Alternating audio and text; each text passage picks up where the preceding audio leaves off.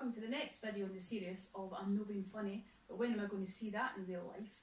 And this week's quite a hot topic, it's parabolas, because that's one of the ones that everybody really wonders when on earth you ever are actually going to see or use it in real life. Well, what I'm going to look at is bridges, and bridges that are built in the shape of arches, because this has been happening for over 3,000 years. Bridges have been built in the shape of arches for over 3,000 years, and it continues to be one of the most popular ways to build a bridge, based on the fact that it helps the bridge to hold heavier loads. I've sketched out, very artistically, some bridges that we've probably, or should have all heard of. We've got the Forth Road Bridge, we've got the Clyde Arc, the Squinty Bridge, and we've got the Sydney Harbour Bridge. And if you Google arches, bridges, you'll find thousands all over the world. So this is definitely something that you're going to see in real life. Now, what I'm now going to do is I'm going to go on and show you why you would ever actually need to know the equation of a parabola in relation to a bridge. So what we have here is a sketch of a bridge in the shape of an arch. And what I'm going to try and do here is just show why the equation, or how the equation is ever going to be useful in terms of these bridges. What I'd really say, the basic thing to think about is, if you have this equation, or you have the equation of the arch parabola, it allows you to work out the height at any given point. And if you can find out the height at any given point, it would be useful for any structural issues, for any repair issues, or even if you just want to know how big, for instance, each of these lines should be, which is seen on a lot of the other bridges, how long each of these should be at any given point that they're placed along the bridge. What I've got here is what would be the equation of this particular bridge, parabola, arch. And basically, if I pick any number between 20 and 80 and put it in here, it can tell me what the height is going to be. And one of the things that you often need to know is the maximum height, is the turning point.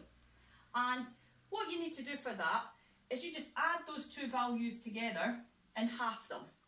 So we do 20 add 80 is 100. And then to get half of 100 is just 50. Because that gets me the midpoint between these two. So this is about here. So make that a little bit bigger, 50. So it's halfway between these 2 points. And if I put that midpoint into that equation, it'll tell me what the actual height of the parabola, arch, bridge is. So I'm going to do that. I'm going to put this 50 into the equation. So y equals a fifth. 50 take away 20, 50 take away 80. And we've got y equals a fifth. 50 take away 20 is 30. Should make sure my negative sign's there as well. Negative 30. So it's negative a fifth times 30, which is negative 6. And times negative 30 is 180. So in this instance, we'd probably say 180 metres.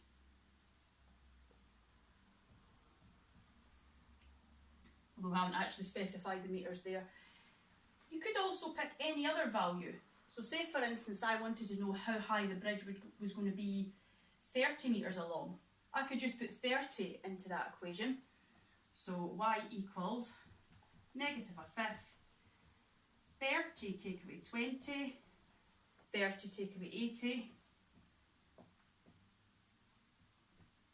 30 take away 20 is just 10, so y equals negative a fifth times 10 times negative 50, and 10 times negative 50 is negative 500.